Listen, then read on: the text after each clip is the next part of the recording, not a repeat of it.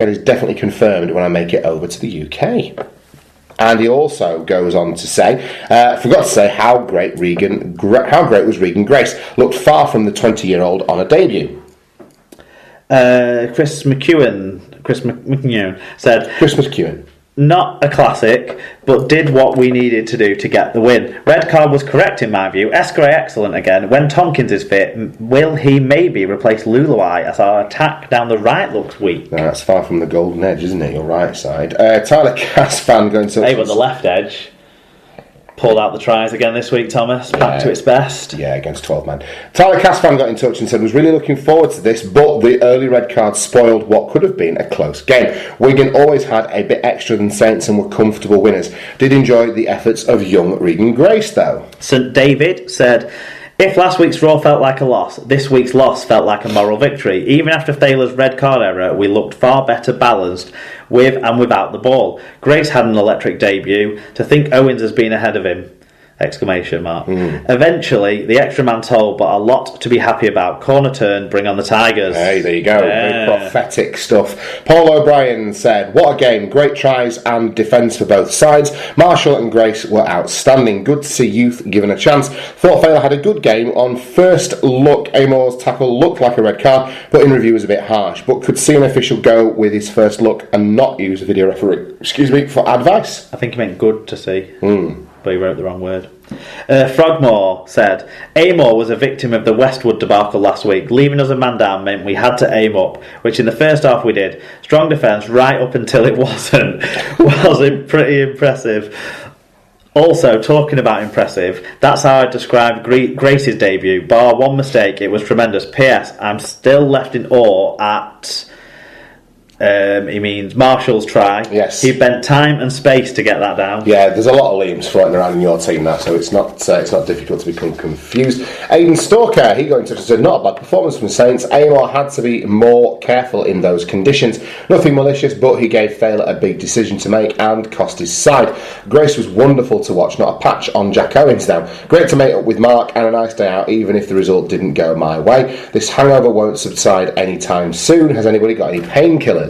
Aidan was telling me that they still don't allow any alcohol to be sold at all in Ireland on Good Friday. Really? So when he said he was coming over to England, everyone was just saying, oh, you're off for a piss up because you can't have one here. But yeah, in the end. Well, essentially that was a byproduct of his trip, if nothing else. Gary Jackson at G Jacko said, classic game ruined by a terrible referee. Ben Thaler couldn't wait to get the red card out. How can he be one of our best? Angry face.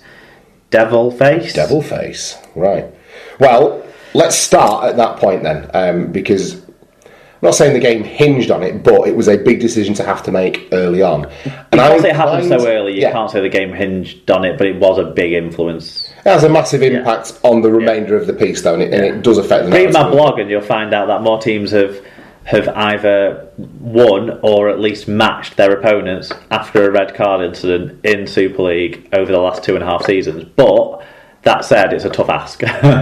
May I continue? Yeah. Okay. I do feel like it had an effect. It does have an effect on the games, particularly so early on, and it causes teams to manage everything differently, and it puts pressure on the forwards to do more work and things like that. And ultimately, what I suspect you end up seeing is a team kind of matching up for a portion of the game, and then eventually fitness and the extra work the forwards have had to do playing a role. Now, I actually think that at the time, based on what evidence he had in front of him, Ben Thaler makes the right call. It looks like a red card. It's only when you go back and look at the video replay that you think, well, possibly that is a touch harsh.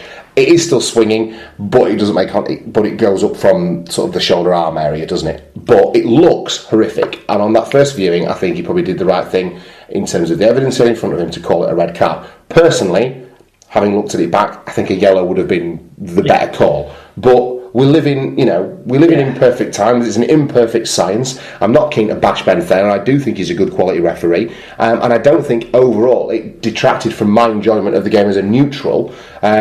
So, que sera, sera. It actually caused a strange tactical decision from Wigan that they didn't really correct when it was shown not to be working, which was to basically play with two fullbacks, because Liam Marshall or Tom Davies, but mostly Liam Marshall, spent a lot of time off the defensive line, assuming that we could man up with them. But Saints were willing to play some inventive stuff at times. and so we're able to find the gaps in Wigan's one-man short defensive line, rather than going for the kicks that obviously we were covering. But it was a weird decision because it meant that we weren't restricting Saints' ground gaining at all out of their own end. But anyway, on the decision itself, live and at the time, I don't think anyone was thinking that wasn't a red card unless you're the most dyed-in-the-wool Saints fan, because it was a swinging arm. It was a hard swinging arm. And all we saw was young Liam Marshall's head go back after he got hit on the head. We didn't see the ball the arm bounce off the top of the ball, but you've got to say the force he was swinging his arm at the jinky step-in quick player coming towards him is careless at best. Do you think that a yellow card would have been the right decision if the referees did spend ages looking at replays on these things? Which is what you were going to ask, I think. No, the other thing I would say is just to caveat it and not to excuse it in any way, because we talk about the duty of care that players have to each other on a weekly basis. Liam Marshall's footwork also contributed in terms of making Kyle Amor miss, and I think that adds but we saw footwork from Liam Marshall and Regan Grace and the likes all day long, and we didn't see anyone else swing a forceful. On Sky they were talking about his hand was open, so that's a mitigation in terms of. I'm not bothered about that because he didn't give a shit about his hand. It was his forearm that was taking his head off. Exactly. But the footwork did contribute to that. Now that's not to mitigate it in favour of Kyle Amor, but all I will say is that Kyle Amor is a bigger, partially slower human being, and where he's aiming at suddenly isn't there anymore, and that added to it. But what grade charge did he get in the end for the offence? Because I wasn't surprised that he was charged, but I was a little bit surprised by the grade of charge. You'll need to take a look, so I don't recall off the top of my head. It was a grade B. High tackle. I expected it to be a grade A. I actually think if Saints don't take the EGP and do go to the hearing, they might get it downgraded to no game ban and just a fine, possibly so, because of the sending off factor of it. And I do think it was much more of a careless rather than a reckless situation. A guy like Kyle Amor, as big a unit and as hard a working prop as he is, he's an honest pro. Do you know what I mean? I think there's Aidan said he should know better. Or he suggested he needs to be more careful. He should know better. He should execute better than that, shouldn't he? Anyway, rest of the game. Yes. Well, it's your derby, mate. Well, I said what I said before about Saints being inventive at times and Wigan giving them the space still with the players they had left attack. I thought Theo Farge was the best player on the pitch for the first 25 minutes or so, but then kind of disappeared to an extent. Certainly wasn't the threat that he posed early doors. I think Wigan did show great touch. I mean, how perfect was the Joe Burgess second try? His first try was sheer effort. You got to credit him for getting there off what was a good kick, because it would have forced a dropout. So it was a good kick, and Wigan forced 4 or 5 dropouts in the game. But it wasn't a kick that you necessarily expect to try to be scored from, given the defensive positioning. But Burgess hustled and got there. But the second try he scored, I was watching him, like watching the play develop, and I saw him set off into his sprint about 2 strides before the ball was kicked.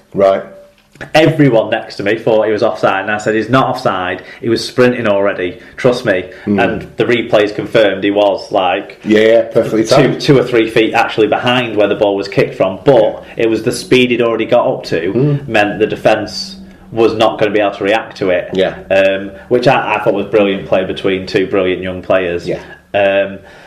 Regan Grace by name, Grace by nature. What a runner of the ball! What an athlete to watch. I was surprised by how many tackles he was. I mean, he made that mistake going for the kick that was probably going out on the full, but you got to let him off that. What Wigan did do well, and that mistake there contributed to some degree, is every time Saints did look like they were going to strike back into the game, we scored very quickly after that, which helped. Certainly. But the mazy runs coming out of his own end, and the fact that he was able to break a few tackles, a couple of times it was because Wigan players were called offside by the ref, so didn't get involved, which helped open up the space. But he exploited every chance he got to do that. Every time he touched the ball, he was really, really good. But you can't then take away on the same breath what Tom Davies has been doing for weeks, and what Liam Marshall did in this game. That try... some phenomenal young talent on display in this derby. I mean, both sides of the ball. That try was a try scored from Wigan receiving a kick-off. Yeah. So it was a back-to-back try set, and there was no penalties or anything like that in that set. It was just really good play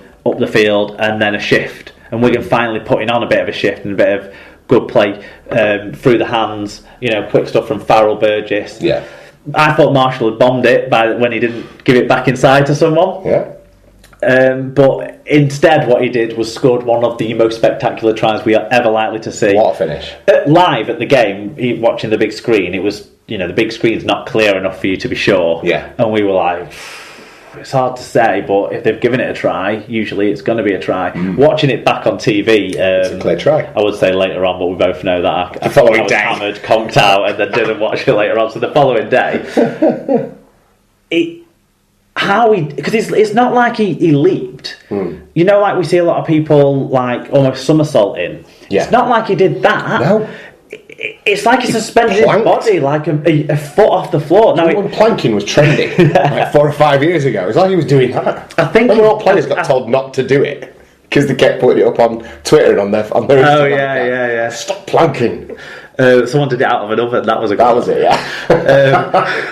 Yeah. I think his foot did just land a little bit on Tommy Makinson's wrist or arm or something at one point. That just helped keep him suspended for that extra quarter of a second that he needed. But wow, what a finish! I've never seen a finish quite so fine a margin. I've seen more spectacular dives like.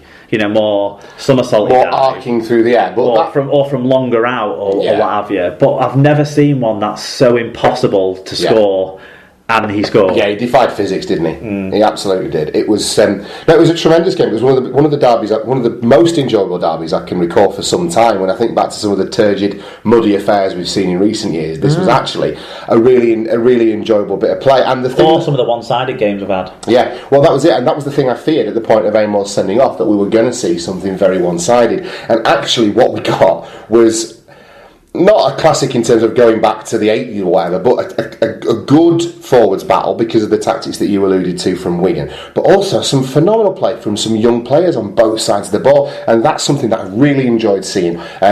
I think we're going to talk about it a bit more when we get to the individual stats, but some of the young players in the outside backs for both teams really, again, augurs well for the future of our rugby league and England generally, really. It's really exciting to watch these two, because Saints and Wigan essentially are the two prime academies, aren't they? And what they're pumping out at the moment, some really talented, confident young players who are going out. Certainly for Super League, I mean, maybe the size of some of these lads, but they'll develop in time the strength in contact. But Regan Grace was busting tackles in this game. He doesn't need size when you can leave people for dead and stop on a float through people's arms because you've got that glide, that mesmeric sort of float. You don't teach people that. That's natural athleticism, isn't it? I remember watching him play for Wales last year. Right. And I said to you at the time, like, he scored this try where he just picked up the ball, and it was a crappy pass, a loose ball or whatever that he got lucky on the end of. Yeah. But he just floated up the sideline and like in and out, and then and I just thought he's got some silk to his running style. I did worry that with the sacking of Kieran Cunningham, it might put a bit of a downer on proceedings in terms of Saints' mentality and things like that. But actually, what seems to have happened over the weekend more broadly, but in specifically this game, is there does seem to have been a bit of a siege mentality at St Helens that the excuse because the draws have gone away that the refs lost him the game, hasn't it? So Loalese have. But in terms of what the players were told.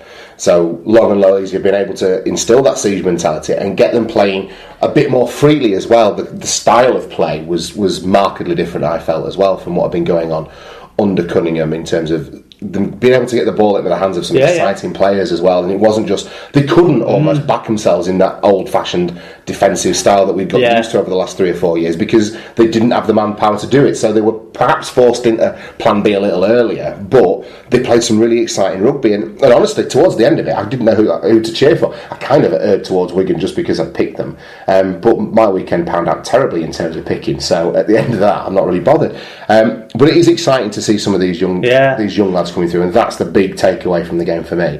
Well, my immediate reaction, sort of as the game was going on, was Saints actually probably played the slightly better attacking rugby, Yeah. helped by the situation that Wigan didn't actually get in the face